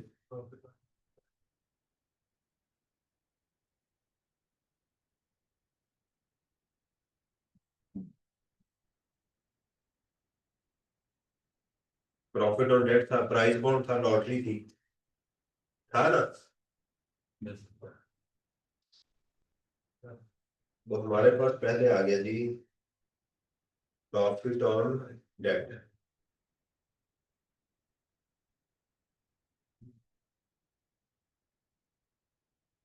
और प्राइस बॉन्ड विनिंग्स 5 लाख थी।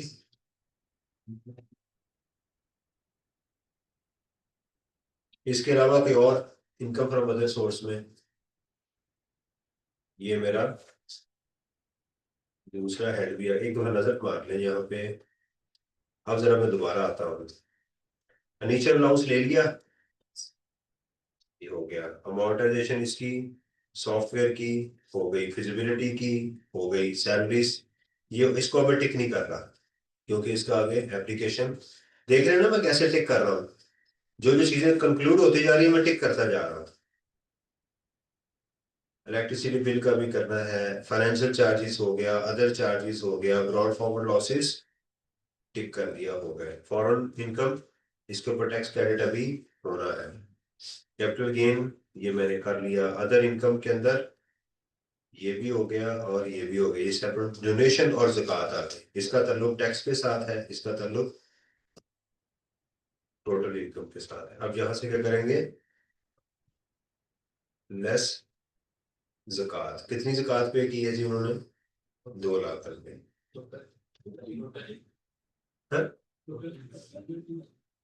टोटल इनकम,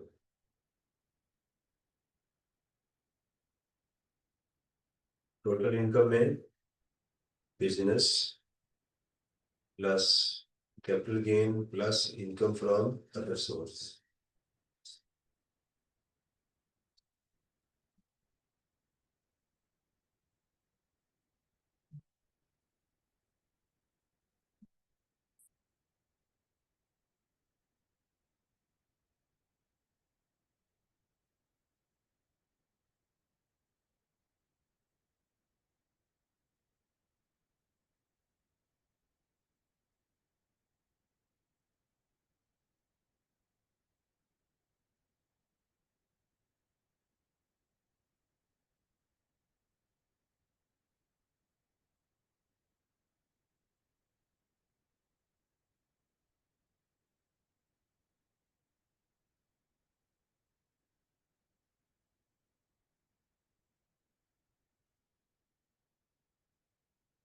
और तो कोई नहीं सेपरेट ब्लॉक के है।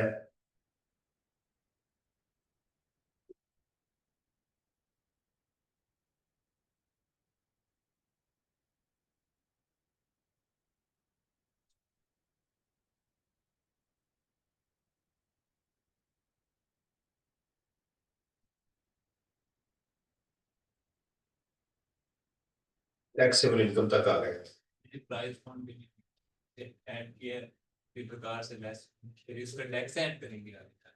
जिसका अभी चलते हैं, मैंने इनको क्रॉस अप नहीं किया क्योंकि एग्जामिनर ये नहीं बता रहा कि ये नेट है, इसलिए मैंने इसको क्रॉस अप, उसने एक इंफॉर्मेशन दी है कि इस पे टैक्स कट गया हुआ है, बस वो हम टैक्स में जाके लेंगे।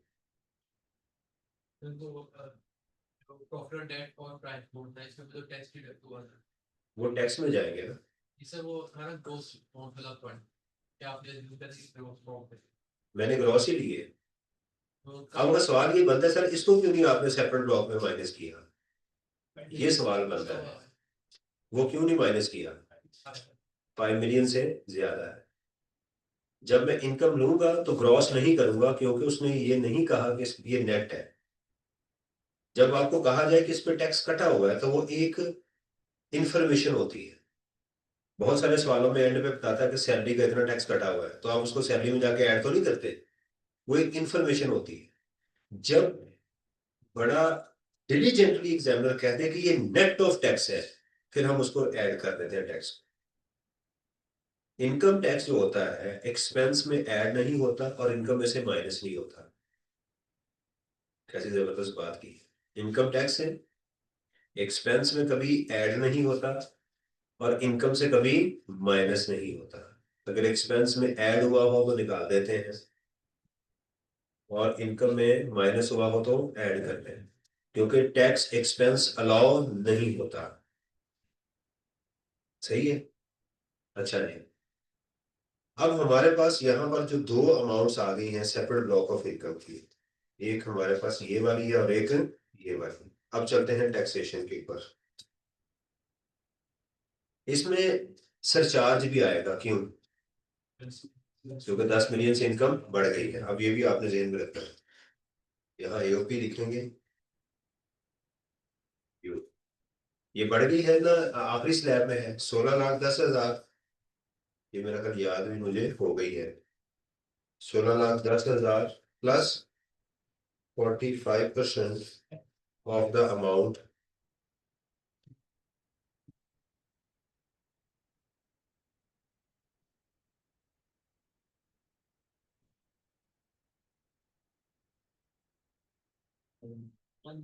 कॉमा करके लगा दीजिएगा।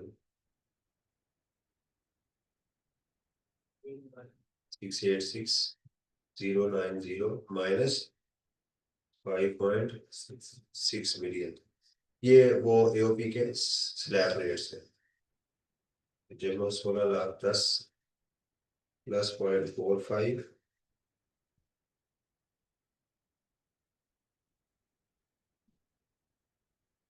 ऐड करेंगे surcharge, surcharge at the rate of 10% of tax.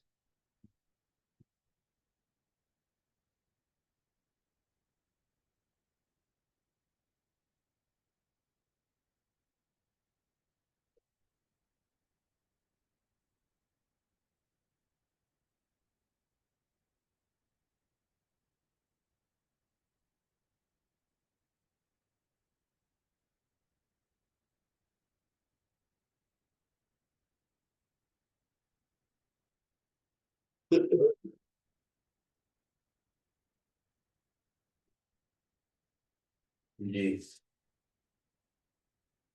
It's okay. Foreign tax credit है। अब देखिए, सोच रहा हूँ ना, फुल टाइम टीचर तो नहीं हो सकता ना। यहाँ तक अगर कर लिया फिर मैं आगे चलता हूँ। ओके सर, यस सर, कर लिया, फिर आगे चलते हैं।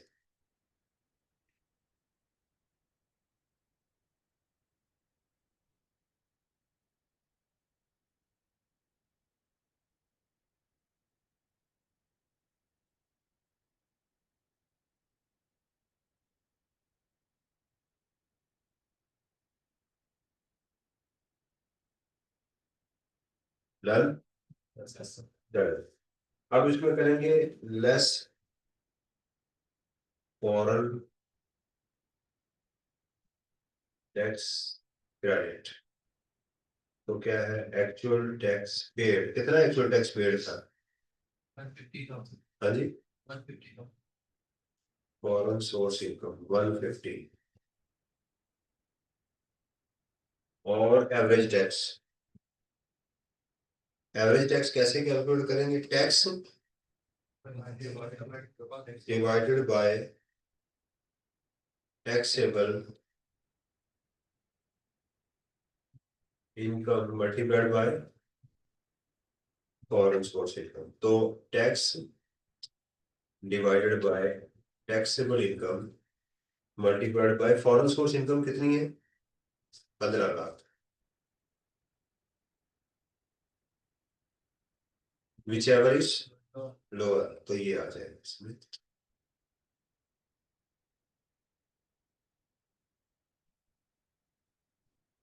जी, डोनेशन है कोई? है, डोनेशन भी कर लेते हैं। Less tax credit on donation.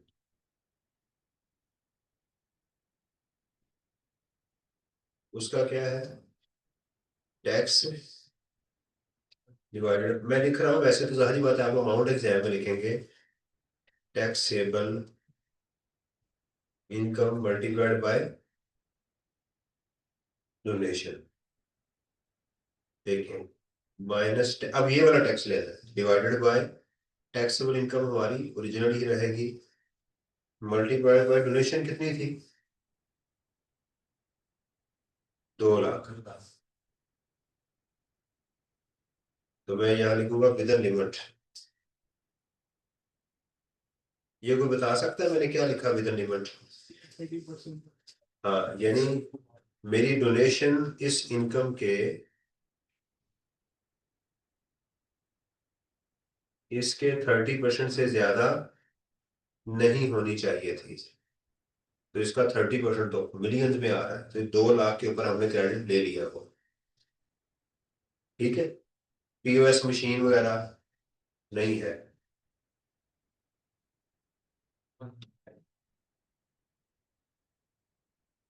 सही आ रही है अमाउंट।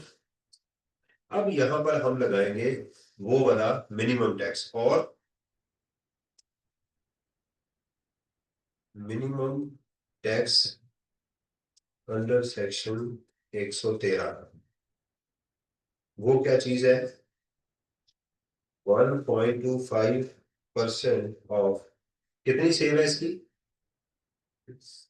क्वेश्चन में देखिएगा 1,43,000, 1.43 मिलियन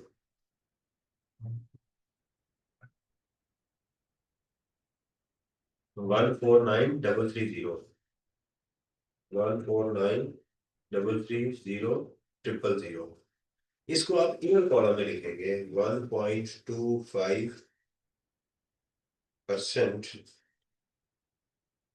इंटू 149330 कितना है 1.8 मिलियन। तो लिहाजा ये एप्लीकेबल नहीं है क्योंकि हमारा टैक्स इससे ज्यादा ही है। हमने सेल का 1.25% लिया तो हमने देखा कि हमारा टैक्स इससे कम तो नहीं है, हमने कहा नहीं हम तो उससे ज्यादा है, तो हमने कहा यहाँ पर 113 एप्लीकेबल नहीं होगा। अगर मेरा टैक्स एक्चुअल टैक्स 18,66,000 से कम होता तो फिर मेरी ये वाली टैक्स लायबिलिटी थी, कम से कम इतना टैक्स पहले गवर्नमेंट को जमा करवाना था। समझ आई कि नहीं? आप बोल नहीं रहे। समझ आई?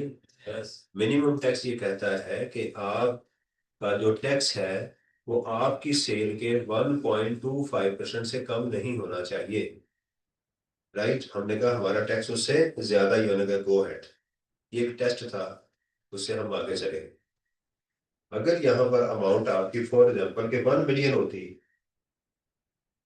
तो फिर आप यहाँ पर ये वाला टैक्स लिखते, आप कहते कि मेरा, और जो डिफरेंस था उसको कैरी फॉरवर्ड कर देते। कितने सालों के लिए कैरी फॉरवर्ड होगा? 3 सालों के लिए, 2 सालों के लिए? 3 सालों के लिए मेरा ख्याल है वो कैरी फॉरवर्ड हो जाता, लेकिन यहाँ पर एप्लीकेबल ही।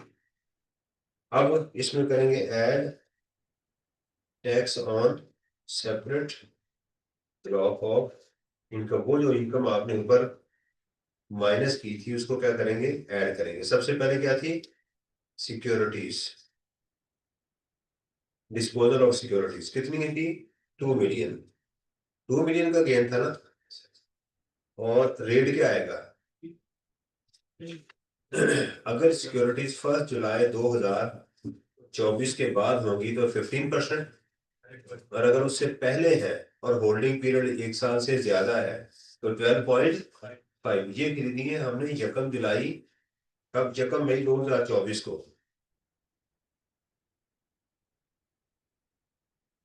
किधर है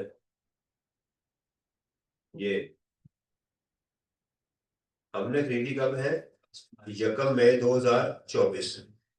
देखें, दो रूल है। अगर तो आपने 1 जुलाई 2024 के बाद खरीदी है तो एक ही रेट है, वो है 15%।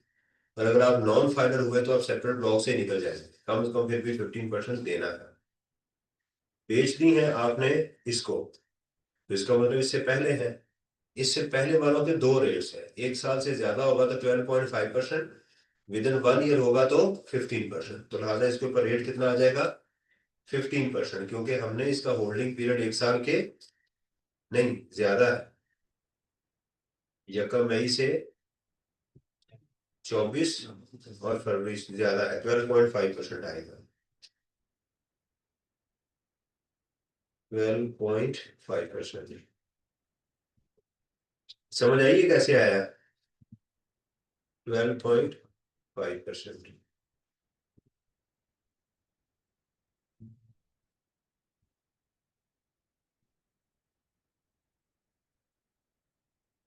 और उसके बाद क्या था? Price bond winning, price bond winnings. उसका कितना रेट है? 15%।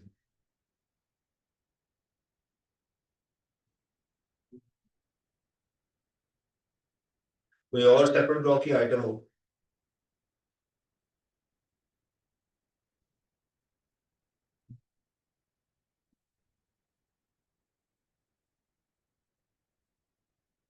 अब इसमें आखिरी आपका स्टेप आएगा लेस विद होल्डिंग टैक्स। अब वो तमाम पाकिस्तान के जितने भी आपके टैक्सेस हैं वो आप यहाँ से क्या करेंगे, लेस कर देंगे। कौन कौन से टैक्सेस हैं?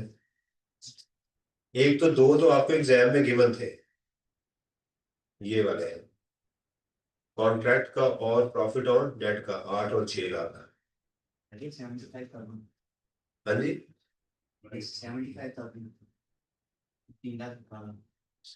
ये 75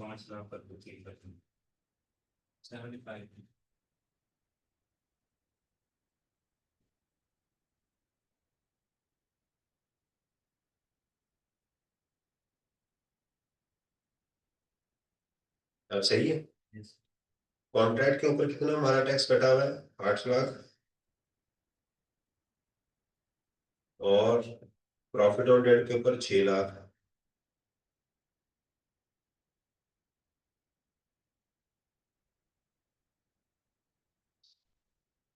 प्राइस बॉन्ड के ऊपर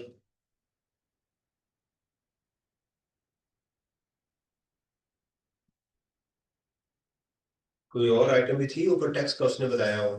फॉरेन टैक्स तो नहीं लेना ना? फॉरेन टैक्स तो कभी भी एडवांस टैक्स नहीं होता। इसके अलावा कोई और एडजस्टमेंट हो? डोनेशन की कितने बार बताते हैं? किसकी? मैं बता रहा हूँ।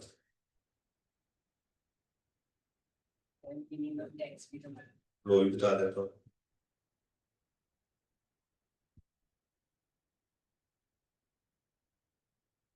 ये था जी हमारा टैक्स पेएबल विद रिटर्न।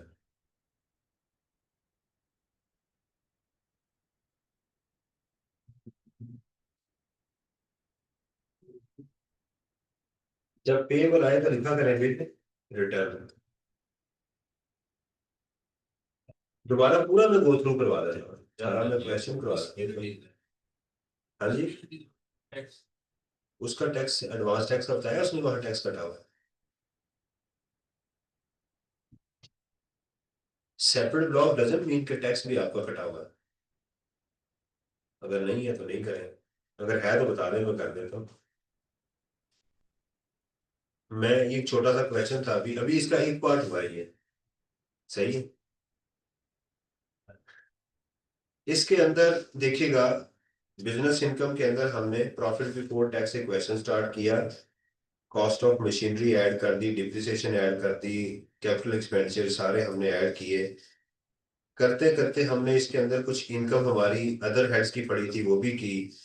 तो हम पहुंच गए profit before losses and depreciation.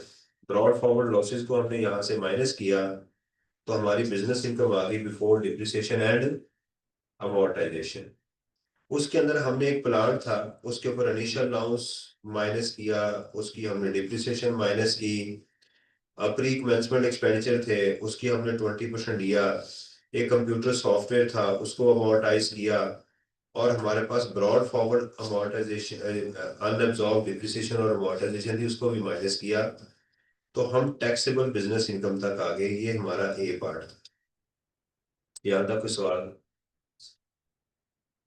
Capital gain में हमारे पास सिक्योरिटीज थी, 70 लाख की, 50 लाख की खरीदी थी, 70 लाख की बेच दी, तो 20 लाख का हो गया। ये हमारी बी आइटम थी जो कि सेपरेट ब्लॉक ऑफ इनकम में थी। उसके बाद हमारी इनकम फ्रॉम अदर सोर्सेज में प्रॉफिट ऑन डेट था, और हमारे पास प्राइस प्राइस बॉन्ड विनिंग थी। ये हमारी सी आइटम थी। इसके अंदर ये हमारी item separate block of income में थी। हम चले गए टोटल इनकम के ऊपर। टोटल इनकम में जाके हमने ज़कात को माइनस किया, और इन दोनों हेड्स को हमने यहां से जाके भी लेस कर दिया। तो हमारी taxable income under other than separate block की ये आ गई। उसके ऊपर हमने टैक्सेशन कैलकुलेट की, और हमने कहा चूंकि इनकम 10 मिलियन से ज्यादा है, लिहाजा इसका हमने 10% एज अ सरचार्ज भी ऐड कर दिया। तो टैक्स ये आ गया। इसके अंदर फॉरेन टैक्स क्रेडिट था, वहां पर हमने हमारी इनकम थी, उस पर टैक्स हमने दिया था 1.5 लाख रुपया। इनकम कितनी थी? 15 लाख रुपया। तो हमने क्या किया, टैक्स ये वाली amount divided by taxable income multiplied by foreign source income. Tax divided by taxable income multiplied by foreign source income की, तो विच एवर इज लोअर, हमने उसका भी क्रेडिट ले लिया टैक्स का। ये हमारी इनकम, ये टैक्स आ गया। उसके बाद हमने डोनेशन दी थी, तो डोनेशन में भी फार्मूला क्या है? यही tax divided by taxable income. ये आपका टैक्स आ गया, और ये आपकी डिवाइड किया आपने टैक्सेबल इनकम के ऊपर। तो डोनेशन के साथ हमने, डोनेशन थी हमारी 2 लाख रुपया। हमने कहा कि जो टैक्सेबल इनकम है उसका 30% से के दरमियान में है, उससे कम है, लिहाजा हमने 2 लाख का क्रेडिट लिया। तो वो हमें ये मिल गया। Right. Tax divided by taxable income multiplied bye donation. तो इसका भी हमें क्रेडिट मिल गया। आपने पूछा था सर डोनेशन 2 लाख की 2 मिलियन की है। 2 लाख की थी मेरा ख्याल कि 2 मिलियन की है। चेक कर लेते हैं। 2 लाख का। ये है 2 लाख रुपए की। सही। तो ये हमारी आ गई before separate block and before minimum tax. Lower of ही देखा है मैंने।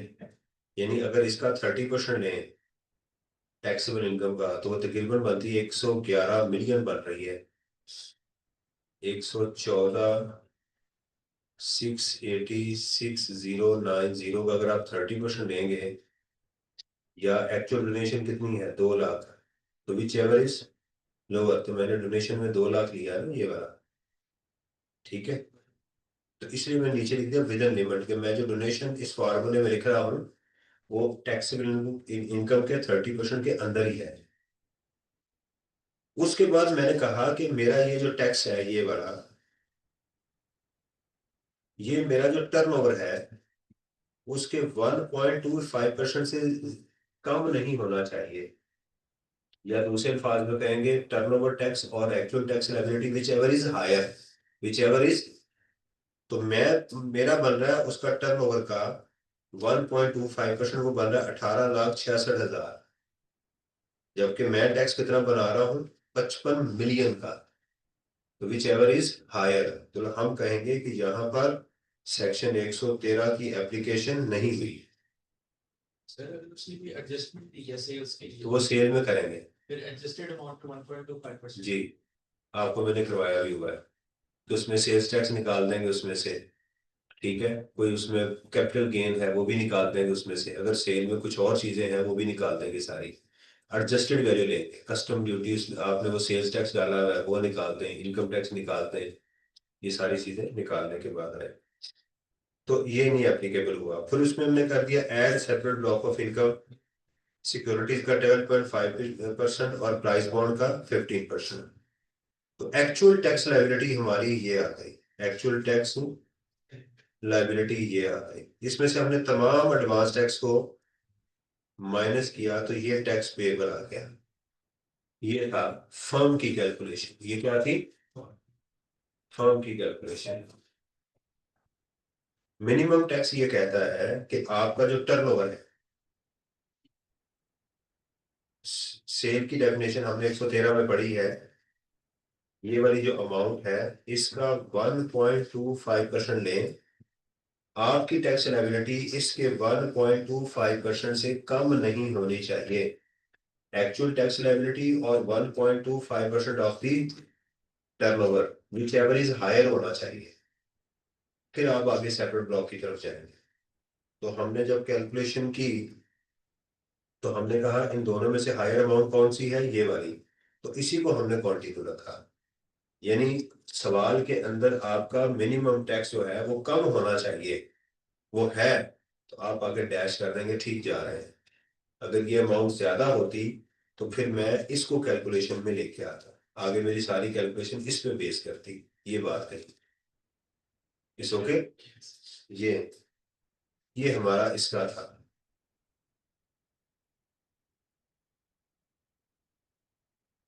ठीक है जी। ये हमारा पहला था कि जिसके अंदर हमने क्रेडिट्स वगैरह सारे उसकी कैलकुलेशंस वो की।